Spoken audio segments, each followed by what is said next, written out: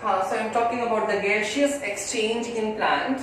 इसमें पहला पॉइंट मैंने स्टोमाटा वाला पॉइंट कवर किया। Second point aerated soil.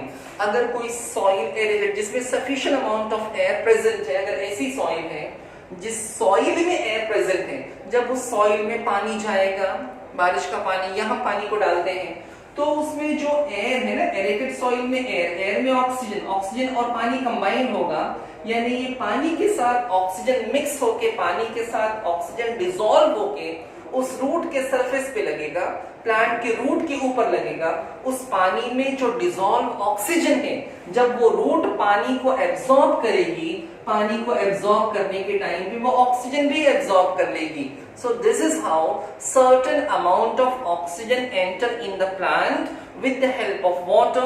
As we know, root hairs present in the root region is responsible for absorbing the water. अगर वो aerated soil है, जहाँ पे हवा है, जिस हवे में ऑक्सीजन है, तो पानी के साथ ऑक्सीजन भी एब्सॉर्ब होगा। And the next point is woody plants.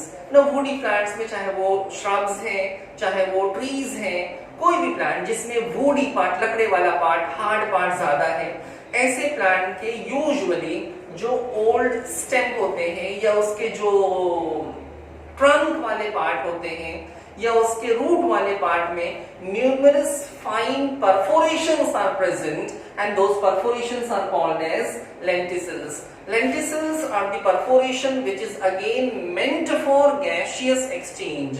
क्योंकि लीफ से ऑक्सीजन का डिफ्यूज होके नीचे तक आना, लीफ से डिफ्यूज होके नीचे तक आना, इट्स क्वाइट टीडियस जॉब, और उतनी जल्दी वो डिफ्यूजन हो भी नहीं सकता।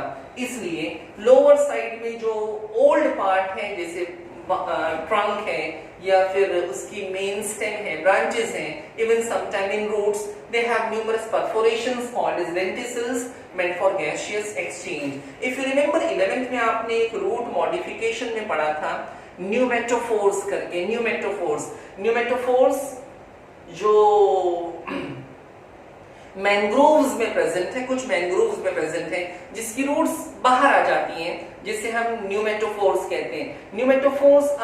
न्यूमेटोफोर्स के ऊपर छोटे छोटे होल्स थे, खड्डे थे, जिन्हें लेंटिसल्स कहते हैं, जो गैसियस एक्सचेंज के लिए रिस्पॉन्सिबल है। So this are about the mechanism of gaseous exchange in plant. अब एनिमल्स के बारे में हम देखते हैं। Now respiration in animal, just now we have seen the respiration in plants में respiration के लिए we have limited options।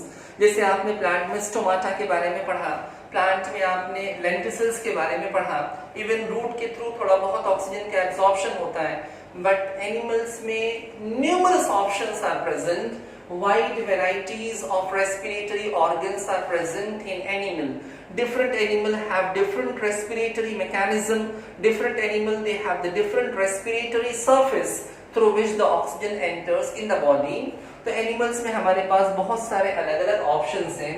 Now complexity of animal, animal कितना complex है, उसकी body कितनी complex बनी है, एंड सराउंडिंग मीडिया, वो किस कंडीशन में, किस एनवायरनमेंट में रहता है, उसके हिसाब से उसकी रेस्पिरेटरी सरफेस इवॉल्व हुई है।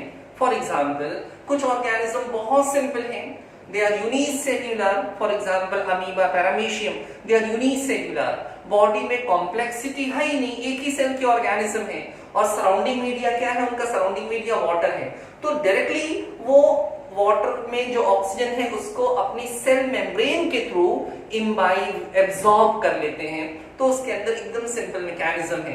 अभी हम एक कॉम्प्लेक्स ऑर्गेनिज्म है, अभी हमारे लिए तो पॉसिबल नहीं कि हम स्विमिंग पूल में जाएं और हमारी स्किन से ऑक्सीजन एब्सॉर्ब होकर अंदर चला जाए, this is not possible for us.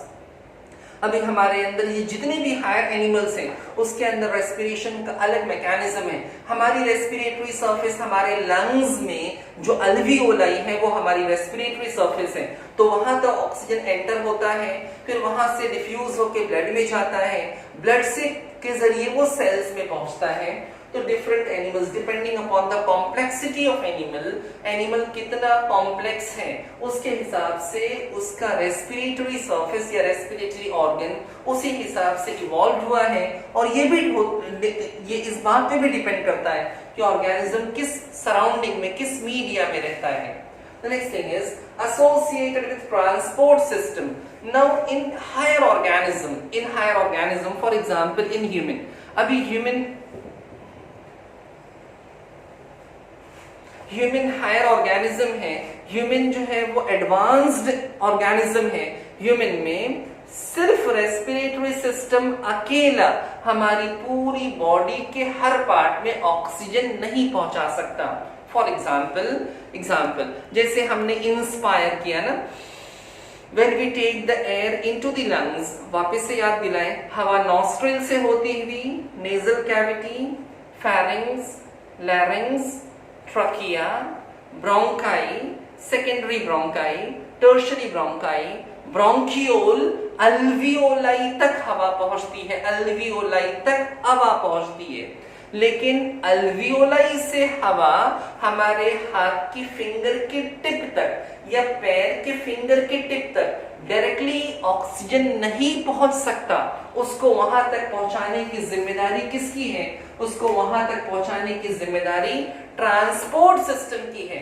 हमारी बॉडी में ट्रांसपोर्टिंग सिस्टम क्या है? हमारी बॉडी का ट्रांसपोर्टिंग सिस्टम है circulation. Circulatory system is a transporting system of our body. तो बच्चों हमारे बॉडी में जो रेस्पिरेटरी सिस्टम है, ये रेस्पिरेटरी सिस्टम लंग्स के अल्वियोलाई तक हवा पहुंचा सकता है, लेकिन अल्वियोलाई से बॉडी के हर पार्ट में, हर सेल्स में, हर टिश्यू में ऑक्सीजन को पहुंचाने के लिए we have the mechanism, blood circulatory mechanism, transporting system जिसे हम कहते हैं, उसके थ्रू ऑक्सीजन डिफ्यूज होता है बॉडी के अलग अलग पार्ट में। सिमिलरली CO2 के ट्रांसपोर्टेशन के लिए भी सर्कुलेटरी सिस्टम और transporting system is mandatory. Now अभी एक टेबल के फॉर्म में मैं आपको एक्सप्लेन करता हूं कि अलग अलग ऑर्गेनिज्म में क्या अलग अलग रेस्पिरेटरी सरफेस और रेस्पिरेटरी ऑर्गन क्या है। Different groups, different animals, different phylums, they have the different respiratory surface और रेस्पिरेटरी ऑर्गन। जैसा कि आपने 11th स्टैंडर्ड में एनिमल क्लासिफिकेशन वाले चैप्टर में पढ़ा था कि animals are classified into various phylums. Kingdom animalia is broadly classified into numerous phylum. आपने फाइलम पॉरीफेरा, सिलेंट्रेटा, दैट उसके बाद ctenophora, platyhelminthes, aschelminthes, annelida, arthropoda, mollusca, echinodermata, hemichordata, chordata, ये सभी फाइलम्स जो आपने पढ़े थे, ये सभी फाइलम्स में अलग अलग ग्रुप में किस तरह गैस एक्सचेंज होती है, क्या रेस्पिरेटरी सरफेस है, उनके अंदर क्या रेस्पिरेटरी ऑर्गन है, this all thing will study with the help of table.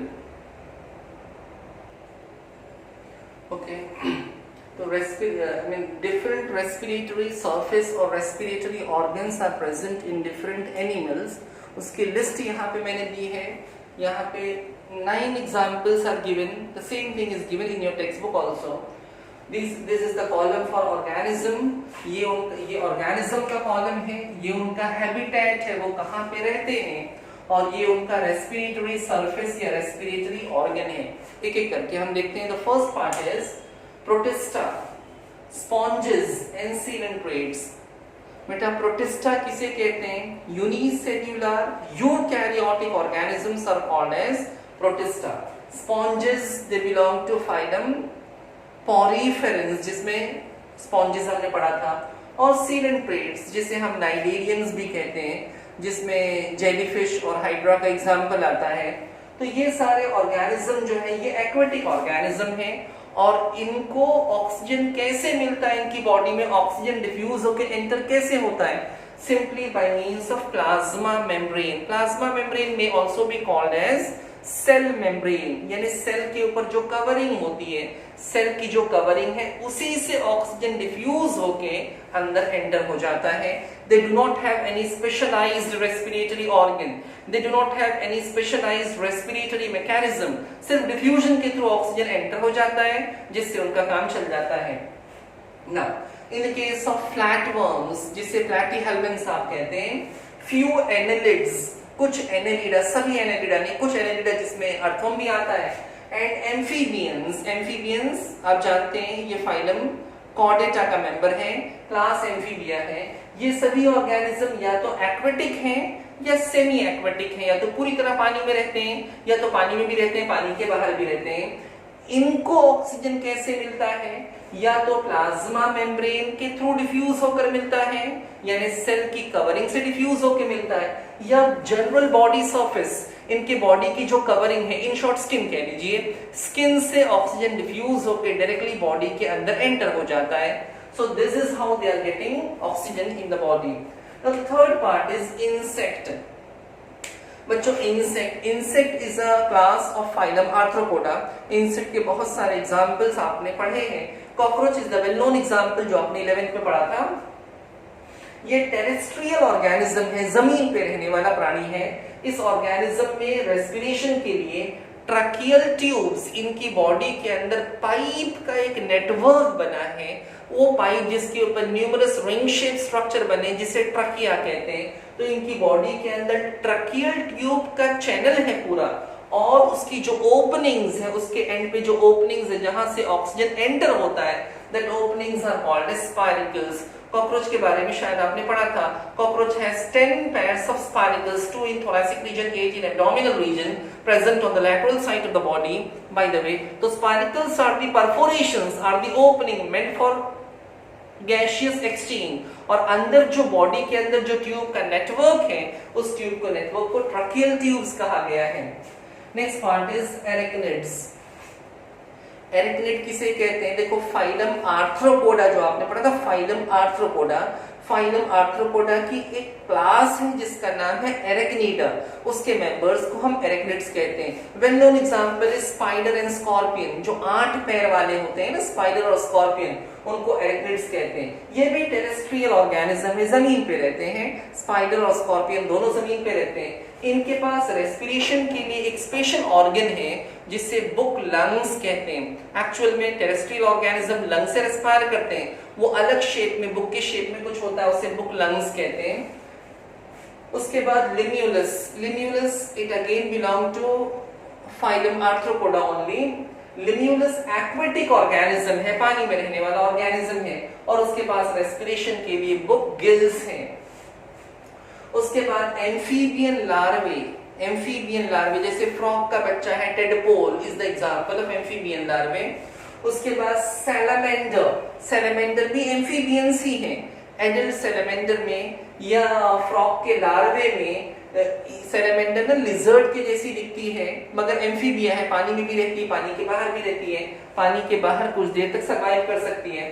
Okay, तो ये ऑर्गेनिज्म जो है ये एक्वेटिक है, लेकिन इनके पास रेस्पिरेशन के लिए एक्सटर्नल गिल्स हैं। मतलब इनके फैरेंजियल रीजन के पास से गिल्स ना बाहर की तरफ ऐसे फेदर्स के जैसे निकले हुए गिल्स रहते हैं, बाहर लटकते रहते हैं। तो बाहर निकले हुए गिल्स जो है that is called as external gills. उसके बाद fishes, a very good example, आप सबने देखा है, फिशेस के पास भी गिल्स होती हैं, मगर फिशेस की गिल्स बाहर निकली हुई नहीं है, वो अंदर की साइड में है। They are called as internal gills, as you might be knowing in the case of bony fishes, जिसे आपने ऑस्ट्रिकथाइस के नाम से पढ़ा था। उसके ऊपर ना यहाँ पे साइड में कवरिंग होती है, ऑपरक्यूलम नाम की कवरिंग होती है, जिसके अंदर गिल्स प्रेजेंट होती है। तो गिल्स इंटरनल होती है इन ऑल द फिशेस। उसके बाद reptiles, birds and mammals. Reptiles, कोई भी रेप्टाइल, चाहे वो लिजर्ड है, स्नेक है, क्रोकोडाइल है, कोई भी रेप्टाइल है। बर्ड्स में जितने भी बर्ड्स हैं, और मैमल्स भी आप जानते हैं, even we come under the category of mammals. ये सभी ऑर्गेनिज्म टेरेस्ट्रियल हैं। अब इसमें कंफ्यूज मत होना, कुछ मैमल्स एक्वेटिक होते हैं, कुछ रेप्टाइल्स भी पानी में काफी वक्त गुजारते हैं या एक्वेटिक होते हैं, you can say, but for respiration they do not have gills. Although they are aquatic, they may be aquatic, but they do not have gills. They always respire with the help of lungs. इसीलिए example crocodile, जो ज्यादा वक्त पानी में गुजारता है, लेकिन crocodile को सांस लेने के लिए बार बार सरफेस पे आना पड़ेगा। टर्टल ज्यादा टाइम पानी में रहती है, लेकिन सांस लेने के लिए उसको सरफेस पे आना पड़ेगा। Even aquatic mammals like dolphin and whale जैसे बड़े ऑर्गेनिज्म भी, उनको हर बार सांस लेने के लिए सरफेस पे आना पड़ता है। वो पानी के अंदर डूबकर सांस नहीं ले सकते ना। One more example is given in your book is turtle. बेटा टर्टल जो एक एक्वेटिक रेप्टाइल है, पानी में भी रहता है, पानी के बाहर भी सरवाइव कर सकता है, ज्यादा वक्त वो पानी में गुजारता है। अब जब वो पानी में है तो उसके पास ऑप्शन ये है कि सरफेस पे आके अपने नॉस्ट्रल को बाहर निकाल के सांस ले, जिससे उसे ऑक्सीजन मिल जाएगा। बिकॉज ये टर्टल के पास गिल्स नहीं है कि वो पानी में रेस्पायर कर सकें, ये एक ऑप्शन। दूसरा ऑप्शन ये है कि turtle can even respire with the help of cloaca under water. जब वो पानी में डूबा हुआ है तो वो क्लोएका की मदद से, क्लोएका क्या है, क्लोएका उसके एब्डोमिनल रीजन में एक कॉमन चैम्बर, एक कॉमन जो ओपनिंग है, क्लोएका वो कंपार्टमेंट, वो चैम्बर है जहां पे उसकी जहां पे उसका एक्सक्रीटरी मटेरियल, जहां से उसका रिप्रोडक्टिव मटेरियल या जहां से उसका अनडाइजेस्टेड फूड, ये सारी चीजें बाहर निकलती हैं। वो जो कॉमन चैम्बर है, जिस चैम्बर से होते हुए बाहर निकलती हैं, that is called as cloaca.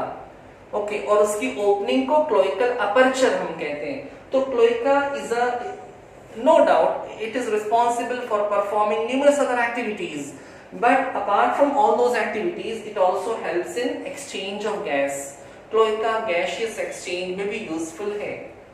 तो ये अलग अलग एनिमल्स का पूरा टेबल मैंने आपको बताया कि how do they respire, they use different respiratory surface और they use different organs, respiratory organs under different condition, under different habitat.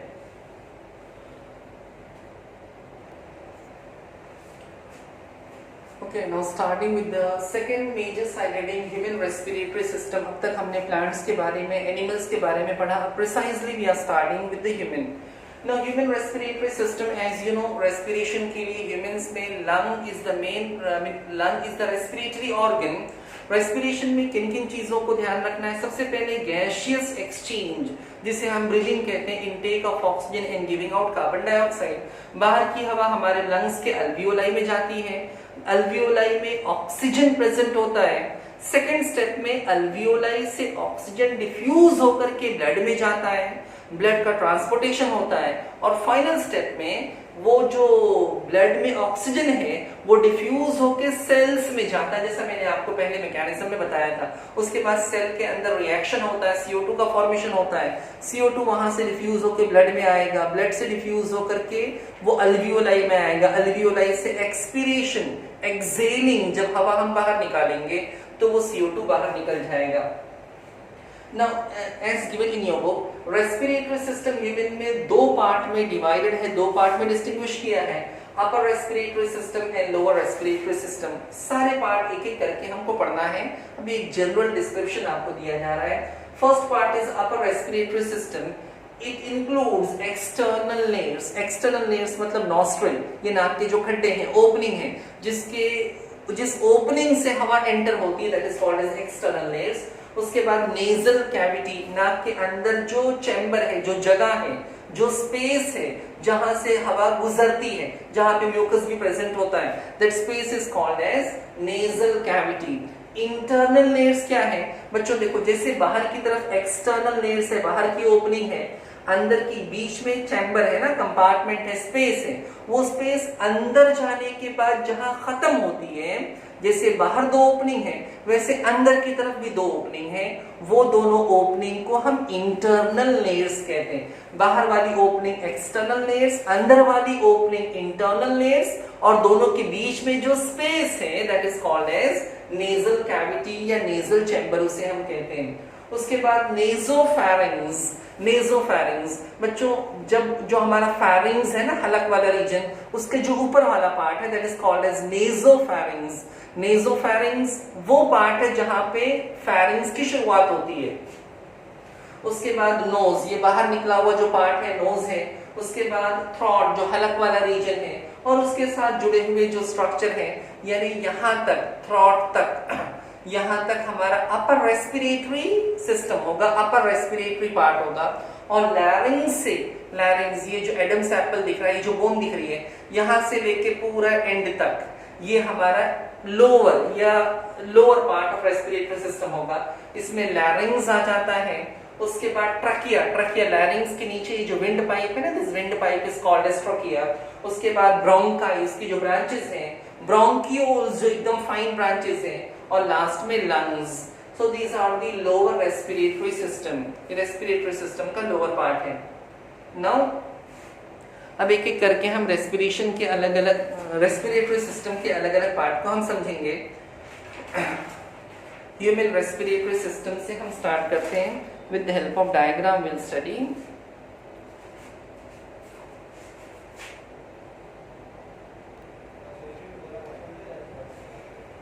Okay, now starting with the human respiratory system, we have to see the complete detail of human respiratory system with the help of diagram.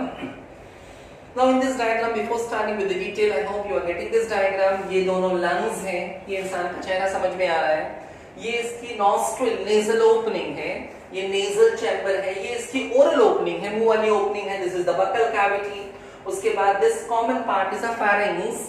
उसके बाद ये larynx है, Adam's apple वाला part है, आगे वाला pipe trachea है, और पीछे वाला पाइप ईसोफेगस जो डाइजेस्टिव सिस्टम का पार्ट है, उसके बारे में हमको नहीं पढ़ना है। ये ट्रकिया डिवाइड होके दो पाइप बनता है। Each pipe is called as bronchus, plural bronchi है। Bronchus divide and redivide and redivide and redivide, finally having numerous alveoli covered by fine blood capillaries. एक एक करके हम पढ़ेंगे। जो पार्ट हम पढ़ते जाएंगे उसको हम लेबल भी करते जाएंगे। Starting with the first part,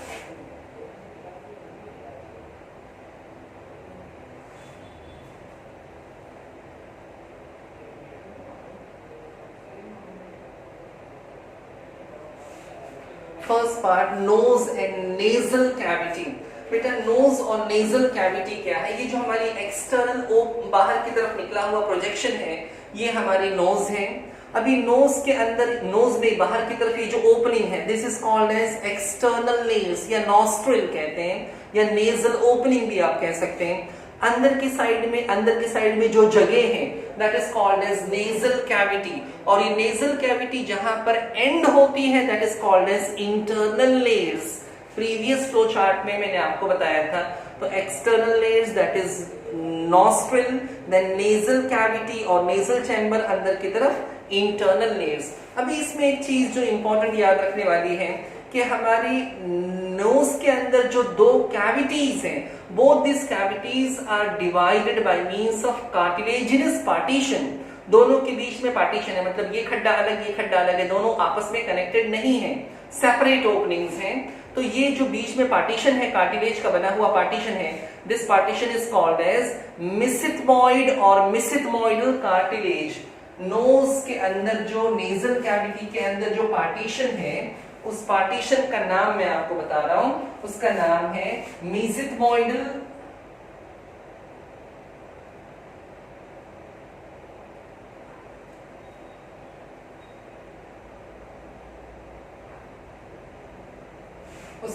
मेसिथमॉइड cartilage.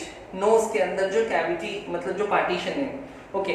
उसके बाद जो नेजल चैम्बर है, अंदर जो स्पेस है ना, जो कैविटी है, ये नेजल चैम्बर। इस नेजल चैम्बर को तीन पार्ट में डिवाइड किया गया है। इसके तीन पार्ट हैं। इसका पहला पार्ट है वेस्टिब्यूल, इसका सेकंड पार्ट है respiratory part,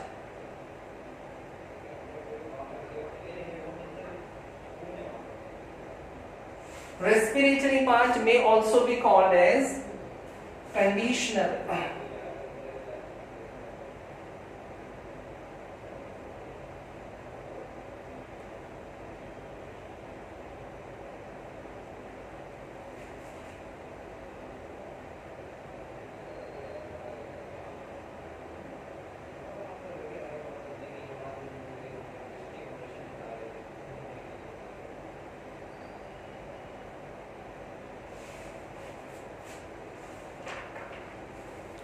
So these are the three different parts of, you can say, these are the three different parts of nasal cavity। इसमें पहला पार्ट जो आपकी बुक में दिया है वेस्टिब्यूल। वेस्टिब्यूल क्या है बेटा? Vestibule is the outermost part, is a proximal part. Nasal opening के जस्ट अंदर जो पार्ट है उसे हम वेस्टिब्यूल कहते हैं। वेस्टिब्यूल में क्या प्रेजेंट होता है? वेस्टिब्यूल में numerous hairs are present and they are responsible for trapping the dust particle or any large size particle which enters in our nasal cavity during inspiration. सांस अंदर लेते टाइम, हवा अंदर लेते टाइम जो पार्टिकल्स अंदर जाते हैं, चाहे वो डस्ट पार्टिकल हैं या कोई भी बड़े साइज के पैथोजेंस हैं, वो अंदर जाने की कोशिश करते हैं, तो हेयर जो वहां पे प्रेजेंट है वो उसे ट्रैप कर देता है, उसे रोक देता है. That is the significance of vestibule. Second part is a respiratory part, also called as conditioner. Respiratory part और कंडीशनर जो है, इसका सिग्निफिकेंस क्या है बेटा? ये respiratory part, it helps in respiration. How does it helps in respiration? देखो, this part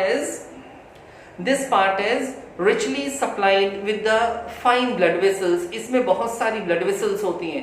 ये blood vessels जब वहां से हवा गुजरती है ना, मतलब वेस्टिब्यूल से होते हुए अंदर की तरफ जब हवा गुजरती है, रेस्पिरेटरी पार्ट से पहुंचती है, तो वहां से गुजरते टाइम हवा हल्की सी मॉइस्ट हो जाती है और थोड़ी सी वार्म हो जाती है, यानी थोड़ी सी नम हो जाती है और थोड़ी सी गर्म हो जाती है. वहां से गुजरते टाइम हवा में ये बदलाव आता है जो रेस्पिरेशन के लिए यूजफुल है. उसके बाद थर्ड पार्ट है ऑल्फैक्टरी या सेंसरी चैम्बर. ये किस लिए प्रेजेंट होता है? नाम से ही पता चल रहा है. It is responsible for sense of, responsible for olfaction. That is जो स्मेलिंग एबिलिटी होती है, नाक की मदद से जो हम सूंघ सकते हैं, तो वो इस ऑल्फैक्टरी अंदर की तरफ ना, सबसे अंदर की तरफ ये पार्ट है. सबसे बाहर की तरफ वेस्टिब्यूल है, बीच में रेस्पिरेटरी पार्ट है, ऑल्फैक्टरी पार्ट सबसे अंदर की तरफ है. वहां पे कुछ स्पेशल एपिथेलियम होते हैं जो म्यूकस से कोटेड रहते हैं, और वहां से हवा जब गुजरती है तो उसकी स्मेल को वो डिटेक्ट करके मैसेज को हमारे ऑल्फैक्टरी लोब्स जो ब्रेन में प्रेजेंट है वहां तक पहुंचाते हैं. So we are able to distinguish the smells with the help of this part. So we are able to receive the impulse rather. Okay. उसके बाद नेक्स्ट पार्ट जो आपकी बुक में दिया है, that is pharynx.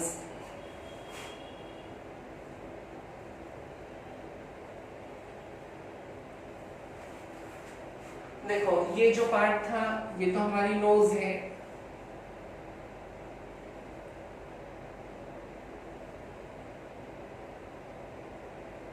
ये नॉस्ट्रिल है.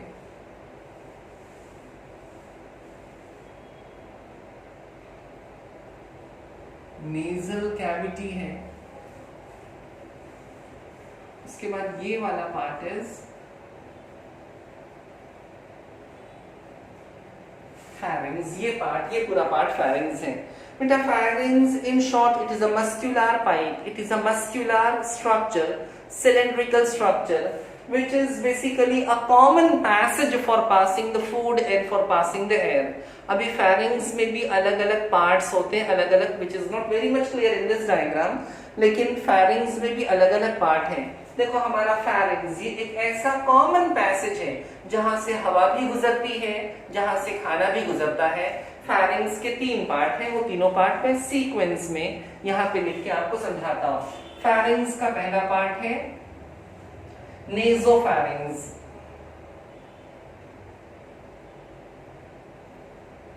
Followed by second part, that is oropharynx. Followed by third part, that is laryngopharynx.